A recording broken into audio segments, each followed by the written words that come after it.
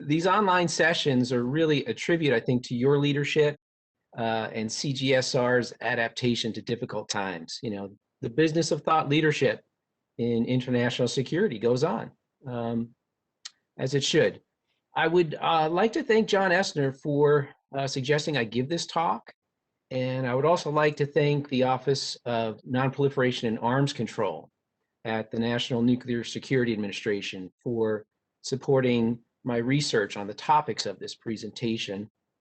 And lastly, I'd like to thank you, the audience, for tuning in whatever time zone you happen to be. I hope that you and your loved ones remain well during the pandemic. And, you know, for the next hour or so, we could all feel maybe a little less isolated. So the usual caveats are in order. My remarks today represent my personal views, and my talk will be at the unclassified level. So as advertised, my presentation will address the relationship among deterrence, the Nuclear Non-Proliferation Treaty, the NPT, and the nuclear debate underway in Europe. And I will touch upon some implications for NATO nuclear modernization and offer a perspective on the tasks facing the transatlantic deterrence community. I think tying all these elements together is the theme of lopsided contested narratives and the importance of achieving better balance for the sake of strategic stability, alliance cohesion, and responsible nuclear stewardship. So after sharing some observations with you on these matters, I'll come back to you with an ask. So let's jump in. Nuclear deterrence and the NPT. Well, it's a tale of contested narratives and inconvenient truths. As Brad indicated, this August, after more than a year-long delay due to the COVID-19 pandemic, the states parties to the NPT will gather in New York to review the performance of the treaty. And this review conference, or RevCon, will undoubtedly feature a well-worn yet imbalanced debate over disarmament. Many non-nuclear weapon states will harshly criticize the nuclear weapon states for their lack of progress on nuclear disarmament. The nuclear weapon states and their non-nuclear weapon state allies generally will seek to deflect that criticism by emphasizing the need to work towards disarmament in a step-by-step fashion over time. Rarely, however, will there be explicit acknowledgement of the relationship between nuclear deterrence and the NPT itself. Now, this expectation is born out of reading many, I want to emphasize many, official statements at RevCons going back decades. And this is a task that I've shared with colleagues at Livermore, by the way. So I want to give a shout out to them as well. This curious omission is reflected in how the NPT tends to be discussed by the NGO community too, right?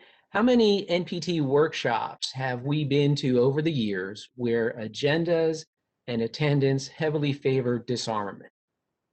Seldom is voice given to deterrence considerations.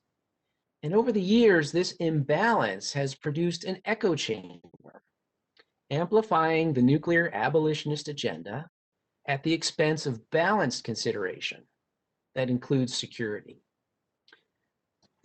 I wanted to collect these thoughts, and they're in this article I wrote for Survival last fall.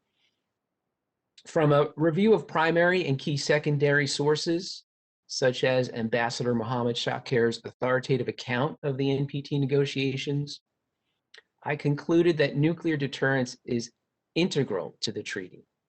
Indeed, concerns about the stability of superpower deterrence are what inspired the United States and the Soviet Union to seek a non-proliferation treaty in the first place. And the NPT was carefully constructed so as not to interfere with the already established practice of deterrence, including NATO nuclear sharing. And a review of the treaty negotiations shows that nuclear deterrence is permitted by, compatible with, and reinforces the NPT. so that those who seek to delegitimize deterrence, they're risking the very foundation of the non-proliferation regime and international stability. So let me just elaborate on 3 points. The first is that the stabilizing influence of nuclear deterrence was understood by the key architects of the NPT, in particular Frank Aiken, who at the time was Ireland's foreign minister. Through the so-called Irish resolutions tabled in the UN General Assembly between 1958 and 1961, Aiken is credited with establishing the guiding concept for the eventual NPT. And of continuing relevance, Aiken publicly acknowledged that the keeping of nuclear weapons on the territory of allies was regrettable but necessary in an atmosphere of distrust. And privately, he was quite supportive of nuclear deterrence, as 2 declassified US State Department cables from 1958 summarizing consultations with the foreign minister attest. So to quote from the first cable, Aiken said he thoroughly realized deterrent value of atomic arsenal over Soviet conventional forces, but pointed out under his resolution, US, UK, and France could continue to build up stockpiles and even test if they so desired. The only prohibition is against US giving bombs to non-nuclear powers. The second cable notes, while Aiken believes international disarmament may in the long run be impossible, he holds that some form of cooperation on armaments control is possible, and he believes this could lead to a quote-unquote pax atomica and enduring stability. He believes US and USSR recognize they have little to gain from nuclear war, and thus stability can be ensured if nuclear weapons are stabilized, i.e. agreement on non-transfer. Thus, Aiken, one of the visionaries behind the NPT, recognized the stabilizing effect of nuclear deterrence, including the stationing of US nuclear weapons on Allied soil, so long as they remained under US control. And he studiously avoided positions that could undermine deterrence. So in honoring the content and the intent of the Irish resolutions, the NPT similarly did not preclude nuclear and extended deterrence. The second point, nuclear deterrence is permitted by and compatible with the NPT. It is self-evident that in allowing certain states to continue possessing nuclear weapons, the NPT accepts deterrence, the chief purpose for such weapons. In 1996, the International Court of Justice issued an advisory opinion. It said that, quote, the threat or use of nuclear weapons would generally be contrary to the rules of international law applicable in armed conflict. However, the court cannot conclude definitively whether the threat or use of nuclear weapons would be lawful or unlawful, end quote. Now, in reaching its verdict, the court found it could not, quote, ignore the practice referred to as policy of deterrence, to which an appreciable section of the international community adhered for many years, unquote. As Judge Shigeru Oda of Japan wrote in his dissenting opinion, quote, the doctrine or strategy of nuclear deterrence, however it may be judged and criticized from different angles and in different ways, was made a basis for the NPT regime, which has been legitimized by international law, both conventional and customary, during the past few decades. And here I'm indebted to Newell Highsmith, whose work on the legality of nuclear deterrence was published by CGSR in 2019. In essence, at the heart of the NPT lies nuclear deterrence, and that practice cannot be delegitimized without dismantling the foundation of the treaty. Now, in negotiating the NPT, the United States established the principle that the treaty deals only with what is prohibited, not with what is permitted.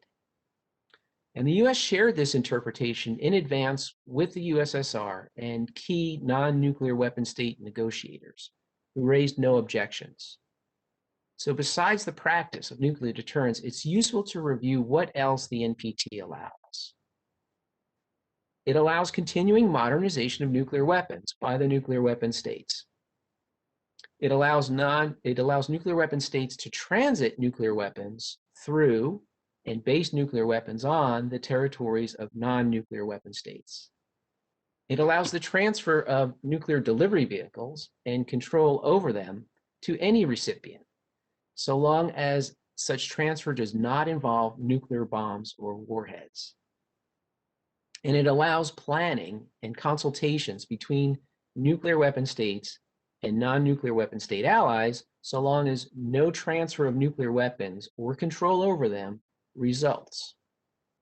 So for all its permissiveness, Ambassador Shocker observed, quote, "The treaty as it finally materialized is in concert with the non-proliferation concept as formulated in the Irish resolution." So the third point, nuclear deterrence was incorporated into the NPT at the behest of nuclear weapon state and non-nuclear weapon state parties alike. Both the US and the Soviet Union warmed to the notion of a non-proliferation treaty largely because of deterrence calculations. That is, nuclear deterrence could be simplified and bolstered to the extent that it remained largely a bipolar affair. In 1957, a year prior to the first Irish resolution, President Eisenhower's disarmament advisor, Harold Stassen, first raised with his Soviet counterpart the notion of a pledge by all non-nuclear states not to manufacture nuclear weapons. Fast forward to 1965, the Gilpatrick Committee reported to President Johnson that, quote, "The spread of nuclear weapons poses an increasingly grave threat to the security of the United States. New nuclear capabilities, however primitive, and regardless of whether they are held by nations currently friendly to the United States, will add complexity and instability to the deterrence balance between the United States and the Soviet Union," end quote. And echoing this sentiment, Soviet Foreign Minister Gromyko also warned in 1965 that nuclear proliferation would undo the strategic balance between the Soviet Union and the US, adding new and unpredictable variables to the equation. What's more is recent scholarship makes clear US allies in Europe and Asia were keen to ensure a non-proliferation treaty would protect existing extended deterrence relationships. For example, Andreas Lusch points out that West German officials considered US assurances of the permissibility of nuclear sharing centrally important in reaching their decision to accede to the NPT. Leopoldo Nuti shows that Italy likewise sought assurances that a non-proliferation treaty would not impede NATO nuclear sharing. And Elmar Hellendoorn illustrates how the Dutch Foreign Ministry carefully weighed the importance of NATO nuclear sharing in the Netherlands' decision to join the NPT. So accommodating such demand for nuclear sharing was essential to the creation of the treaty. As Shocker observed, quote, "There was no prospect of success for a non-proliferation treaty without settling the problem of nuclear sharing within NATO to the satisfaction of the two blocs facing each other in Europe." So what are the takeaways here?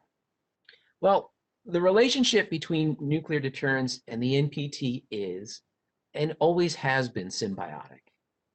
Deterrence, particularly the nuclear umbrella extended by the United States over its US allies, keeps additional states from seeking their own nuclear weapons to confront existential threats.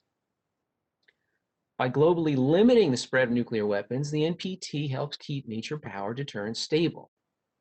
And it is for these reasons that the NPT was designed not to impinge upon the practice of nuclear deterrence pending disarmament, and why the nuclear weapon states have committed themselves to upholding the treaty regime. So it's incumbent upon those who rely upon deterrence for their security to make this symbiotic relationship more explicit in their NPT diplomacy.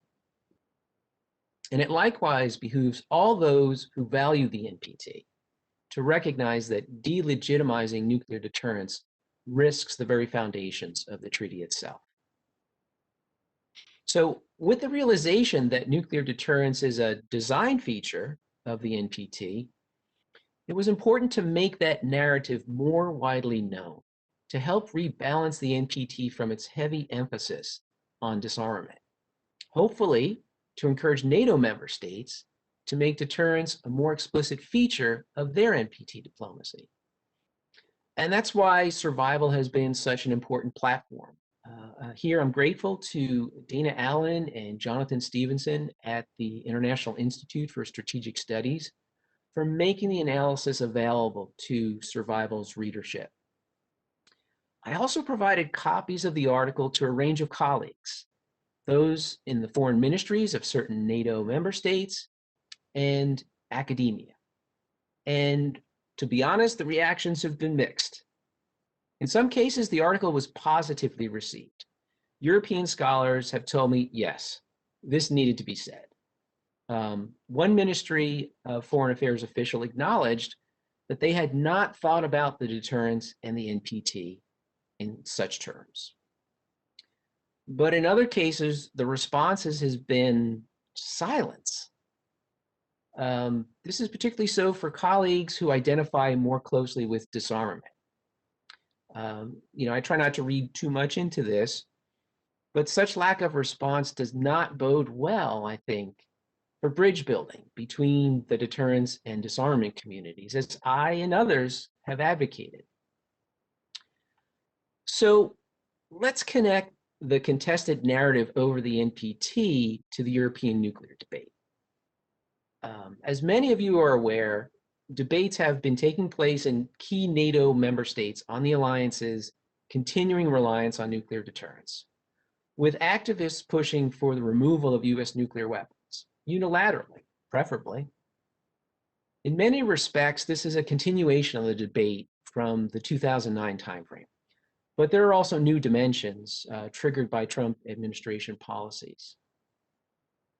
Now, as within the NPT review process, the European nuclear debate is lopsided, slanted against nuclear deterrence. In part, this is because NATO member states suffer from what has been called the nuclear allergy, a reluctance to engage in public debate about the bomb because it's politically unpopular and therefore risky. It is also constrained by bilateral agreements that impose secrecy. The debate is imbalanced also because the abolitionist movement, while small, is highly motivated and engaged.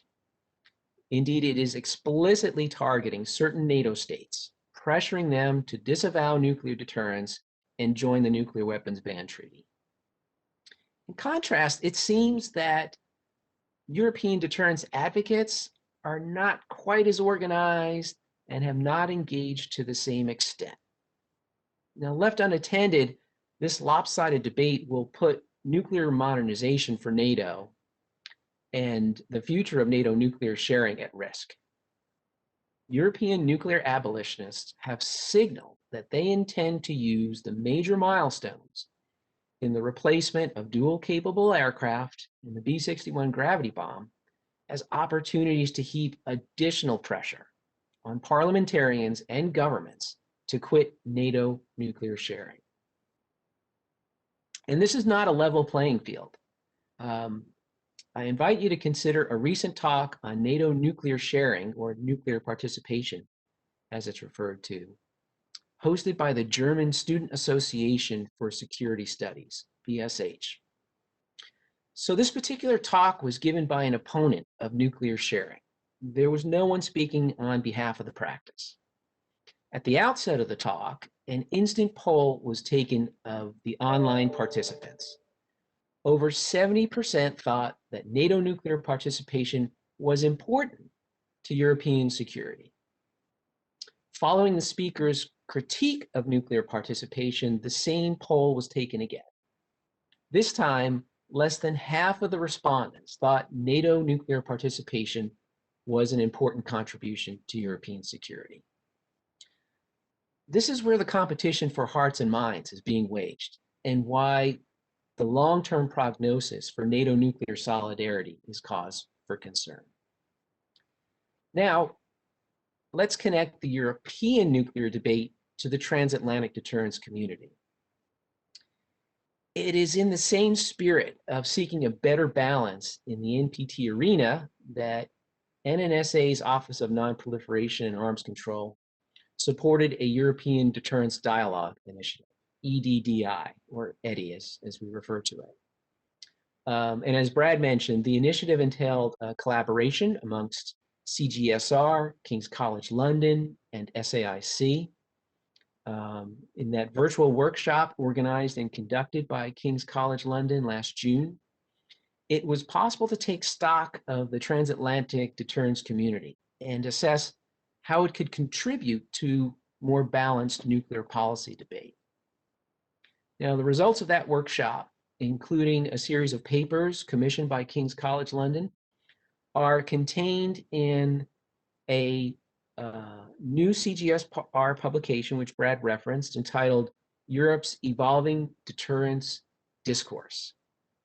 And I contributed a concluding chapter to the report and would like to draw upon it to offer some personal observations on the transatlantic deterrence community. First off, what is the current state of the transatlantic discourse on nuclear deterrence? Well, the discourse needs to be revived and expanded.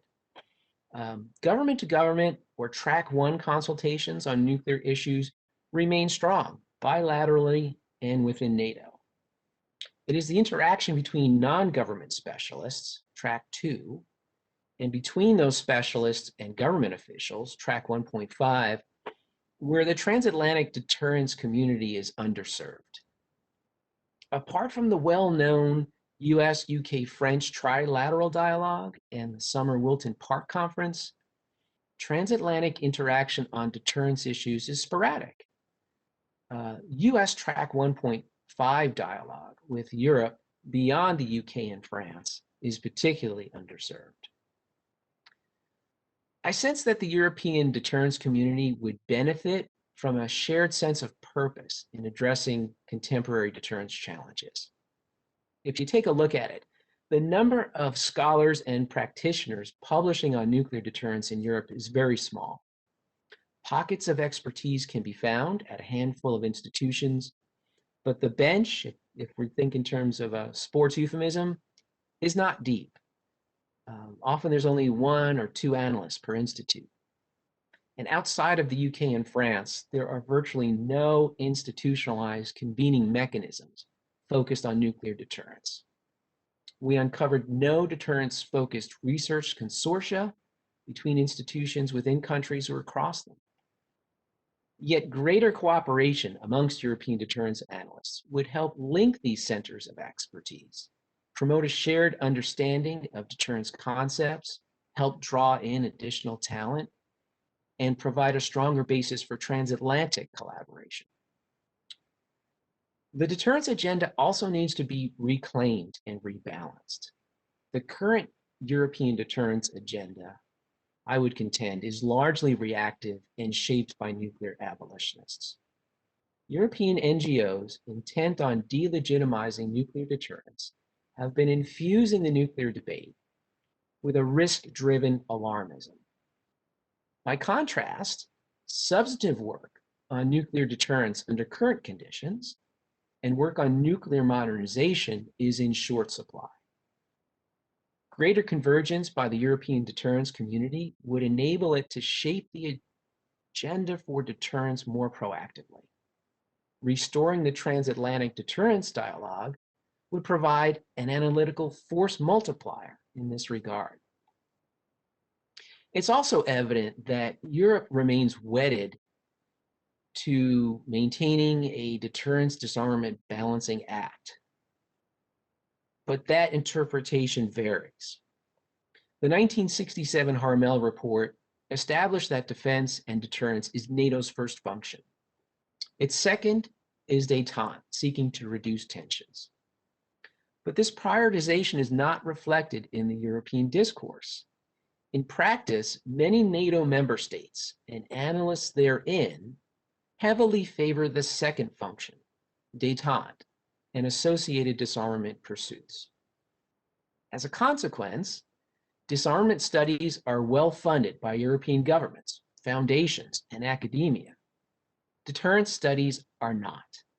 The need for rebalancing here is clear.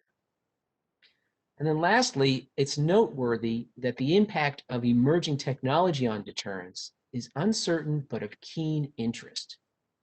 European analysts recognize that the potentially disruptive impact of emerging technology is not unique to our time. That said, the rapid advances in artificial intelligence, machine learning, and big data do raise important questions for nuclear deterrence, and there is considerable European interest in this topic. So even if the risk to deterrence stability is not clear at this early stage, it is apparent that the rising generation of personnel who will perform the deterrence mission or will advise policymakers on it will do so in a more pronounced AI environment. And for this reason, this rising generation of nuclear experts will need to be grounded in a variety of disciplines to include information technology, behavioral science, and communications. So against this backdrop, where should the transatlantic deterrence discourse go from here? Let me suggest two thrusts: community building and a focused research agenda. In terms of community building, three areas stand out. The first one, promote and sustain deterrence education within Europe. In surveying academic offerings in Germany and the Netherlands, for example, it seems that deterrence is dwarfed by arms control and disarmament. This imbalance needs to be redressed as it helps fuel the overall lopsided nature of nuclear discourse. In recruiting students and teaching them about deterrence, it is also very important to prepare them to engage in public debate. Members of the European deterrence community themselves lament that the small size of the community is compounded by its reluctance to engage in public discussion and debate. Yet ceding the public discourse to nuclear abolitionists confers upon them disproportionate influence and access by which to delegitimize deterrence. So public speaking and debate should figure prominently in deterrence education. Number two, rebuild the transatlantic connection.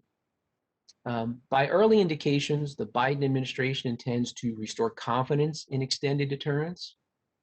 To support that mission, that process, the US strategic community needs to reach out and engage its European counterparts on deterrence matters of mutual concern. And the third point, strive for diversity. Eddie confirmed that there is a diverse array of backgrounds and viewpoints across the deterrence community. That diversity is encouraging. It's also necessary if we are to bridge the generation gap between those who helped construct the deterrence edifice that saw us through the Cold War and those who are newer to the field but will shape it for years to come. Informal and formal mentoring has a role to play here, I think, while recognizing, of course, that insight is a two-way street. As for the second thrust, I offer 6 potential topics for a focused and sustained research agenda. The first one is deterrence without arms control and disarmament. Honestly, ample intellectual energy is being applied in Europe to reinvigorating arms control and disarmament, particularly under the banner of risk reduction. More analytical attention is needed to prepare publics and policymakers for a period in which deterrence must continue to operate without major progress in arms control. Fortunately, the New START treaty between the United States and Russia has just been extended for 5 years. But it could be years before new agreements are reached. We cannot continue to allow deterrence analysis in Europe to be neglected in the hopes that arms control and disarmament will somehow solve the problem. Second topic, NATO's deterrence posture. Is it fit for purpose? NATO has declared it is taking steps to, quote, maintain effective deterrence, end quote, after the collapse of the Intermediate Range Nuclear Forces Treaty. Well, what do US and European deterrence analysts make of these steps? Is there sufficient understanding of what those steps are? More importantly, how effective do we think the measures will be in deterring Russia in a future crisis or conflict? These questions readily lend themselves to both intra-European and transatlantic collaboration. The third topic, and as Brad mentioned in the introduction, conventional nuclear alignment or cohesion, however you want to refer to it. The 2018 Nuclear Posture Review underscored the importance of integrating nuclear and non-nuclear planning. What about NATO?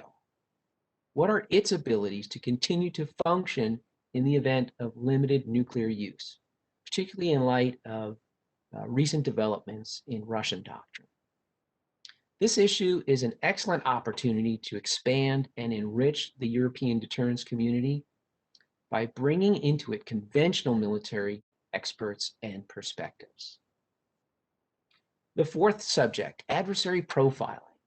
How can we ensure that Western defense planning and policymaking benefits from the best insights we can muster on the adversary's decision calculus? What are the opportunities for transatlantic and intra-European collaboration here? And the fifth topic, more self-reliant European deterrence. Views as to the feasibility and desirability of a Euro deterrent vary by country and institutions in Europe. In contrast, not too much attention has been devoted to the matter by the US expert community. But because this issue is symptomatic of turbulence in the transatlantic relationship, it should be addressed by deterrence communities on both sides of the Atlantic.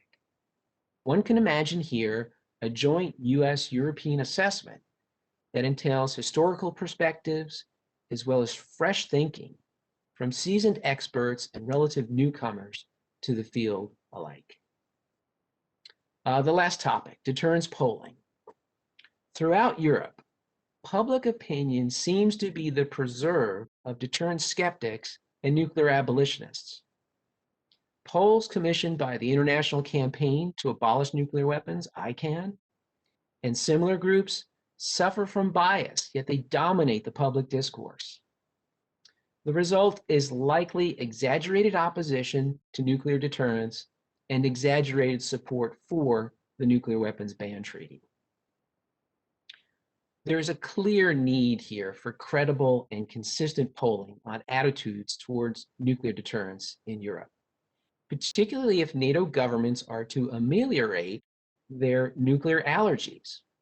This polling should be a priority undertaking of the European Strategic Studies community. So in sum, the European Deterrence Dialogue Initiative, EDI, shows that there exists renewed interest in nuclear deterrence within Europe, a desire to reinvigorate that transatlantic dialogue on the subject, and no shortage of pressing items on the research agenda. So let me start wrapping up by coming back to the ask part of this presentation. Balanced nuclear policy making is not a spectator sport.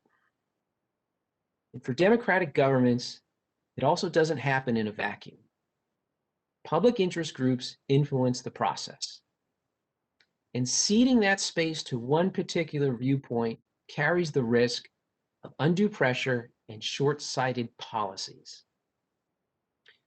So for deterrence stakeholders on both sides of the Atlantic, I ask you to look for practical ways to work more closely with one another, whether it be joint workshops, studies, and fellowships. For educators, I ask you to look for ways to raise the profile of deterrence and encourage more students to study it. For grant issuing foundations, I ask you to review your portfolios. Do they support a balanced approach to nuclear policymaking? Let me also ask more broadly that in designing future events, particularly where US taxpayer money is involved, we take care not to reinforce the lopsided nuclear debate but to achieve greater balance. And then lastly, let me encourage you to engage personally in helping to attain this better balance through publishing, in particular, op-eds, speaking to student groups, mentoring. I know a number of you are already doing this, but again, this is not a level playing field. And if we are to achieve better balance in nuclear policymaking and war prevention strategies, more effort and attention will need to be devoted to deterrence. And do check out the new CGSR publication, Europe's Evolving Deterrence Discourse. It features works by an impressive mix of experts, including Jessica Cox, who leads NATO's Nuclear Policy Directorate, and her colleague Joseph Dobbs. You'll notice an endorsement by NATO Assistant Secretary General Patrick Turner on the jacket, which we're pleased to have earned. So thank you, and I look forward to the discussion. Thank you, Greg. Thank you for a very thoughtful and interesting presentation. Well done. And thank you for the kind words about the publication and for flagging it for folks. And I should say, we hope and expect it will be posted at our website at the end of this week, maybe early next week, but it'll be there soon.